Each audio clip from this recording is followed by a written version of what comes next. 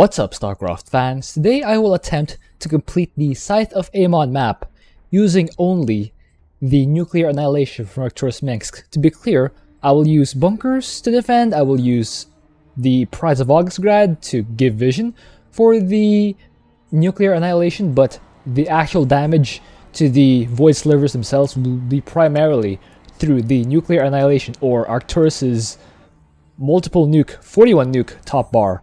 So, of course, to do that I will go on Scythe of Amon, and I'll go as Arcturus, but my prestige will be Principal Proletariat, because I like to do something different. Toxic Tyrant, it's been done to death. Merchant of Death, that's also very common. So let's go with the less used prestige, at least by me, Principal Proletariat, which will increase the mineral cost and the supply cost of my Royal Guard, but my Vespene Gas and the XP gain will be faster for those guys. So my masteries will be Liber and Super Imperial Support, because I'll still need Mandate for that nuclear annihilation.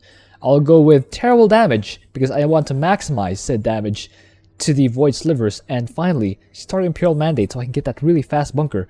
No matter which prestige I'm going for, the Imperial Mandate always seems like the best choice. Let me guys know if you ever feel like Royal Guard experience rate is the superior choice down below. Yeah, let me know when you guys think Royal Guard experience rate is more worthwhile. Anyway, thank you to Notorious Thief, who is supporting me the mobilization tier, and Darth, Looseness, Superiorness, and Shadow Archon, who are supporting me in the Pulse Cannon tier. And thank you to all my supporters on Patreon. We are on Maguro map because I want to make sure that the enemy composition doesn't give me much trouble. I just want to showcase how this works. You can probably do against anything, but picking Devouring Scourge just increases your chances of success by that much to allow you to have an easier time doing it. Of course, I'm just doing the showcase of this, so it's not meant to be a mutator, so there are no mutators added. So, as usual, I went with the fast bunker. That's why I said that the starting Imperial Mandate is always better. I wanted to have those laborers just add to my harvesting really early on and just boost my income enough to get all the things I need to get set up for the first wave, which will arrive around 4 minutes-ish. Got 14 workers on minerals, that is 2 workers per patch, the most efficient harvesting rate worker-wise. So the next workers, I'll just have them multi-build this barracks here, because the barracks is what I need to get the Imperial Witness, the blimp thing, which will allow me to increase my mandate generation over here. This number, you can see the number right now is 0, which means the mandate duration I'm getting, this number right here, is the basic one. So there's no augments to this one whatsoever, but once I get my Imperial Witness, the blimp, this number on the left will go up, and that will increase the number in the center. The second step is to get the factory. Again, I can multi-build it so that it completes faster. Meanwhile, I'm just adding more laborers to the mineral harvesting so that the income goes up higher so I can make more of those laborers. Next up, Starport. That will allow me to produce the blimp, the Imperial Witness. So yeah, I cannot go straight to the Starport because these 2 buildings are tech requirements. I need to build them before the Starport. So that the Starport is done, I'll first get the fusion core to allow me to get that upgrade. And now you can see the bar is starting for this Imperial Witness right here. You can see I have a full wall off here, and a wall off here using my allies, well, Vespene Kaiser, because that will funnel the Zerglings in. As I said, I did select Devouring Scourge, and having these walls is a great thing to have against Zergling-based compositions. Also Zealot-based compositions. So I'm just rallying these guys into the bunkers, so I'll have an easy first defense. When the enemy waves come from the north, they will always enter this ramp, but when they come from the west, they usually come in through the south entrance, but also they sometimes go through the north. They sometimes split up. And so I like the enemy wave coming from the north because it's predictable where they come in. You can see the wall working wonders. My SCVs, or rather my laborers, can just repair. The Zerglings have no choice. They try to go through these bunkers, but they get shot down with relative ease by my troopers.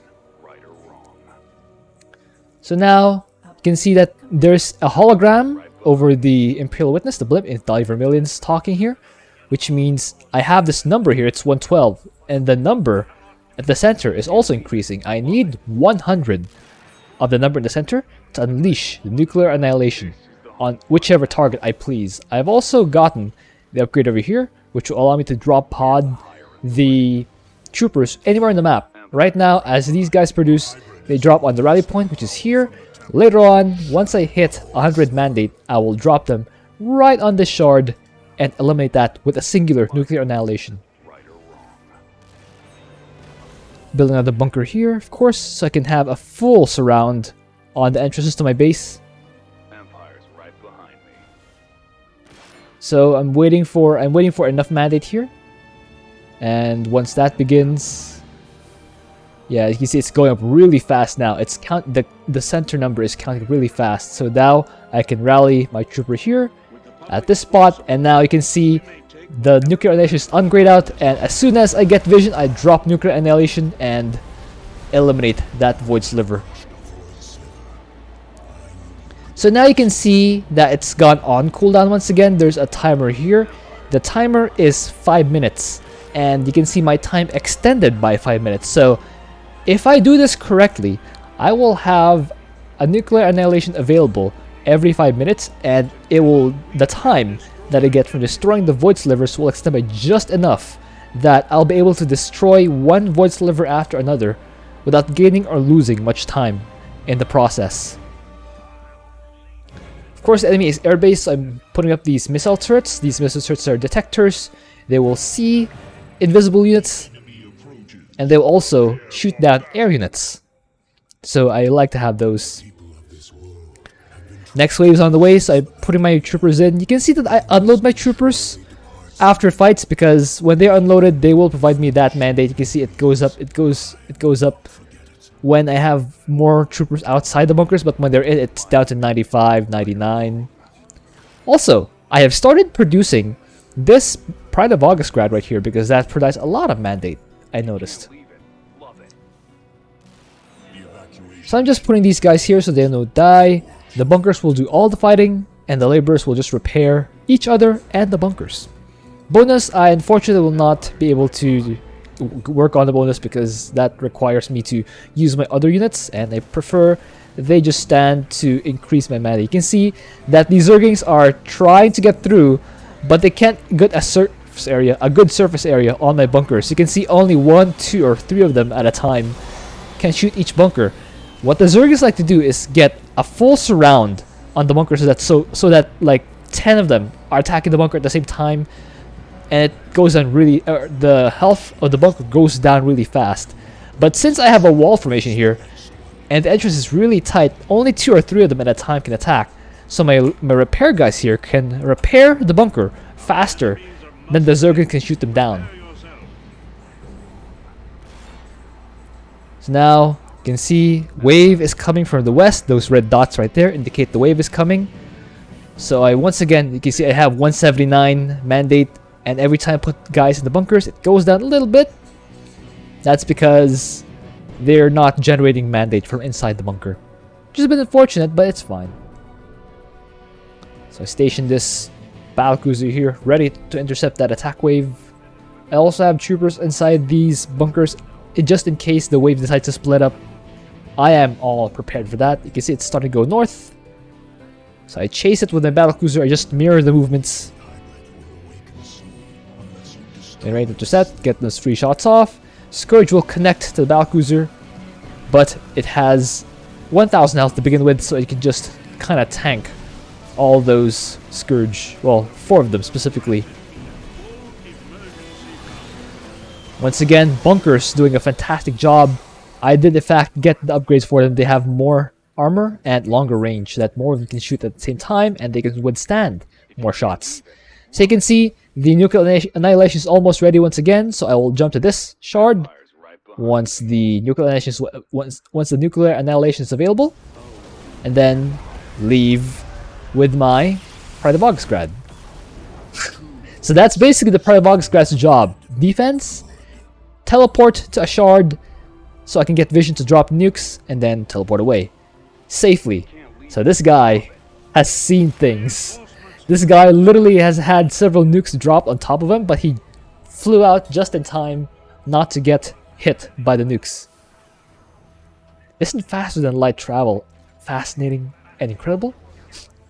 Anyway, so you can see I'm just building lots of bunkers here so I can increase my supply and allow myself to drop even more troopers, dropping from these two enlistment centers.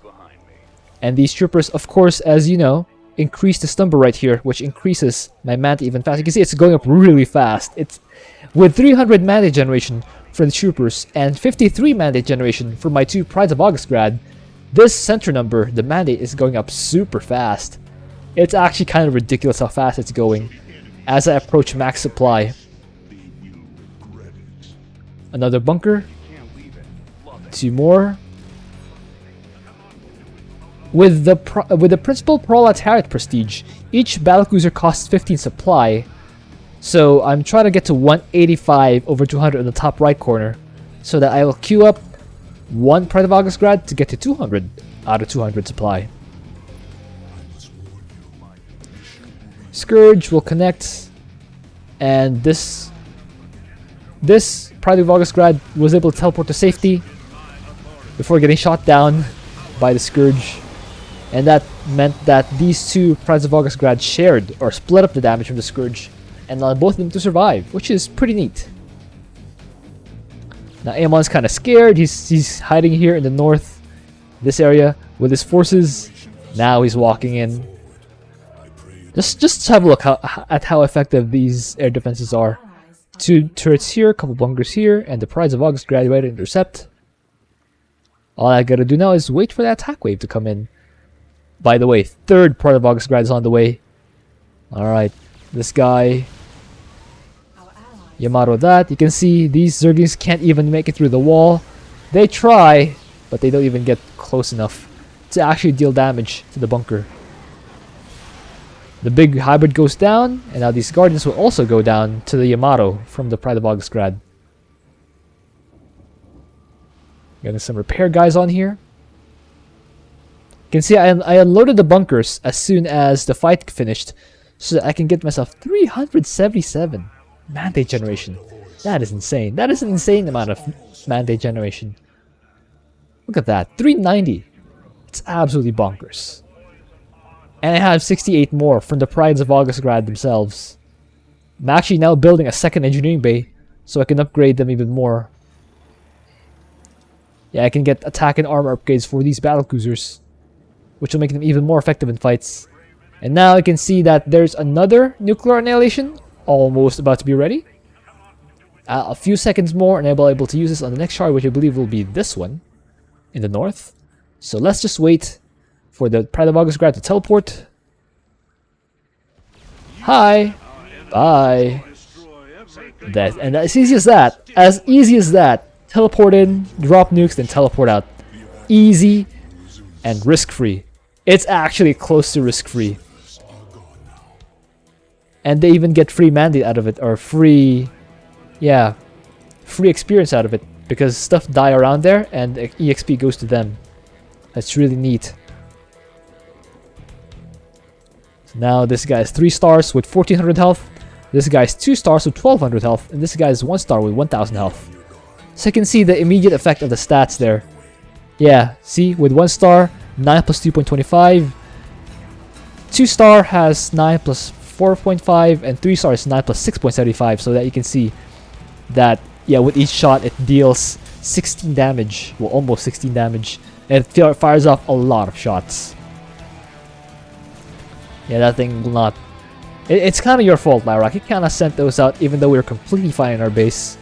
I don't know why you chose to do that, but you did. I take no responsibility for your choice to send those War Prisms out to die. Armor upgrade is almost done. Okay, so a Yamato, the big hybrid. I do eat 1 Yamato myself, but not nearly enough to take me down.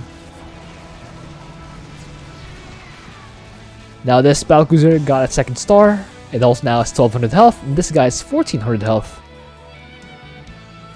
And these guys are quite powerful, as my timer for the nuclear annihilation is approaching half.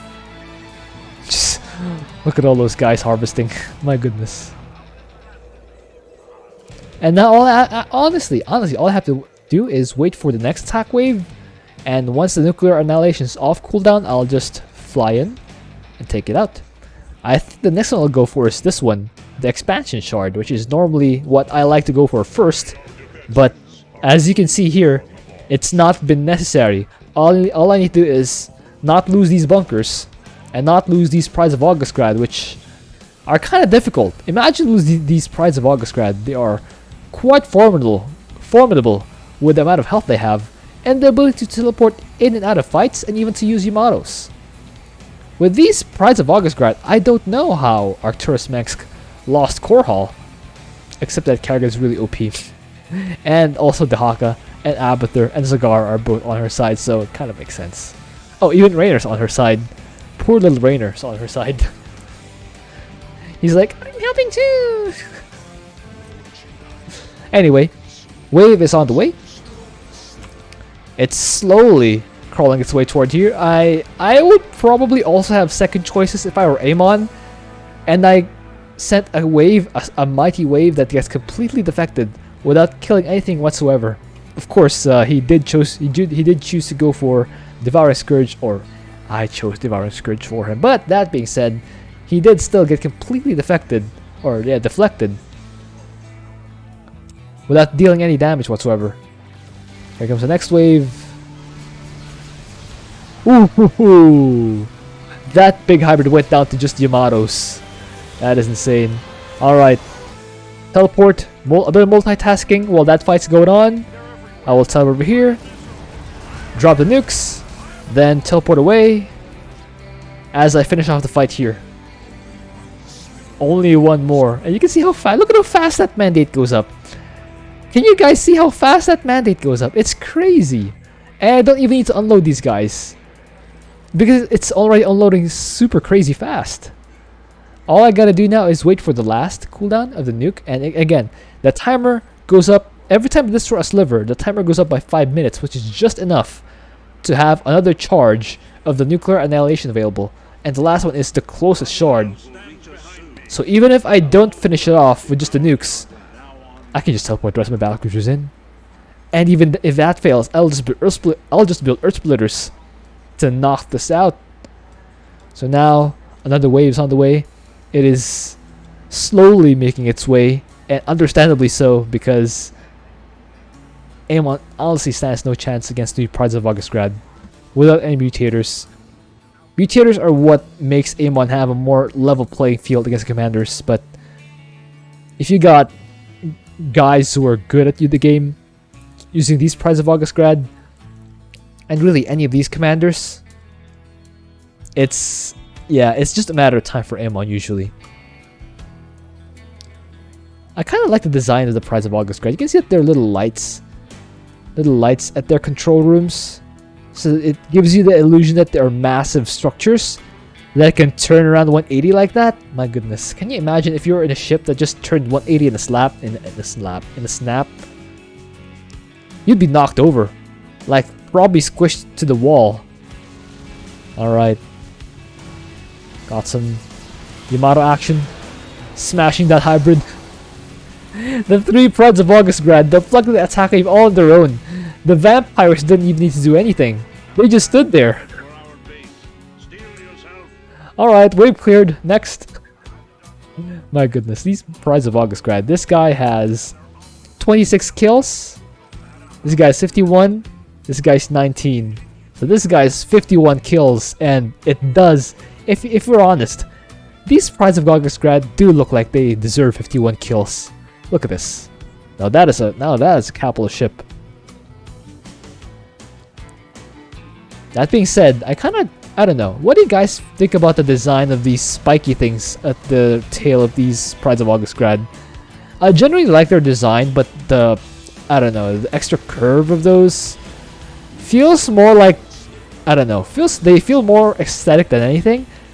It's the kind of aesthetic that makes you think these things are toys, not, giant spaceships. Yeah, when they have these ornate things, large ornate things at the sides, you kind of get a sense that they're toy pieces, not giant spaceships, which is a bit unfortunate, but I guess Blizzard let go of any illusion of these being massive ships. Once they got into co-op, they do look cool, but they just don't look quite as much as giant spaceships than they do as, collectible items. Nukes ready.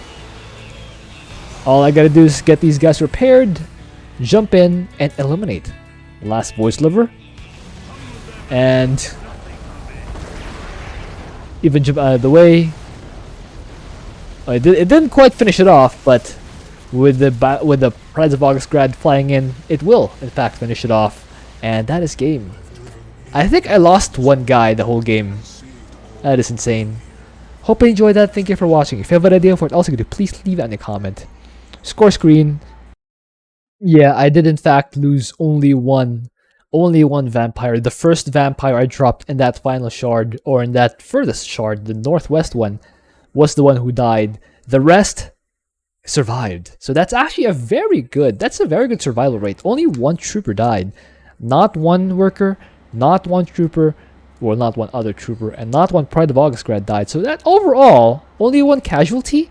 And you can see the kill to death ratio is over 9,000, literally over 9,000, because the troopers themselves dealt 9,001 damage. That's over 9,000. Oh, not kill to death ratio, damage to death ratio. There we go. And you can see that damage-wise, though, the majority, almost 60%, is done by just the nuclear annihilation. That's actually crazy. Alright, guys.